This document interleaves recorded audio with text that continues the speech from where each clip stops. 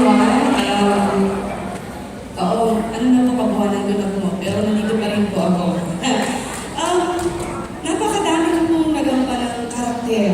At sa bawat karakter po na yun marami akong natutunan.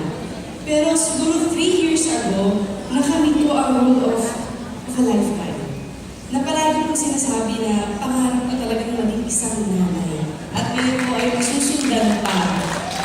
At siguro sabihin na rin natin, maging Mrs. Danas, baka magbago yung asawa ko pag puro anak na lang yung binanggit ko. So, ayan, maging Mrs. Danas.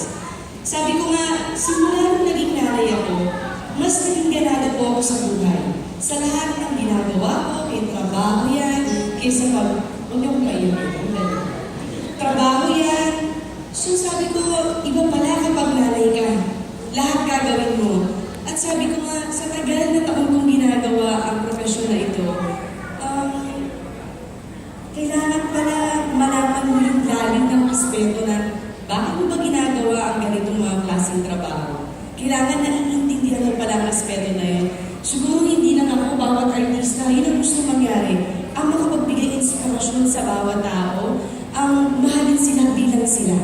Sabi ko nga isa ako sa mga mapalad dahil sa parangal na ito. Sabi ko nga sa manager ko, di ba binibigyan mo yung malapit na?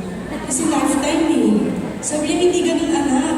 So marami pong salamat sa tiwala niyo sa pagbibigay sa akin ng ganitong pangamalan. Mas lalo kong pagbubutihin ng trabaho ko, pero ang pinakamahalaga dyan, yung pagbibigay inspirasyon sa bawat tao para maging mabuting tao sila, maging magandang ehemplo ka. At isi-share ko lang po sa inyo na patuloy at palagi namin sinasabi. Tapos natin pinasaya ko, tuwing mag-start po kami, isa po lang ang hangarin namin, ang mapasaya ang bawat nanonood sa amin. So maraming salamat.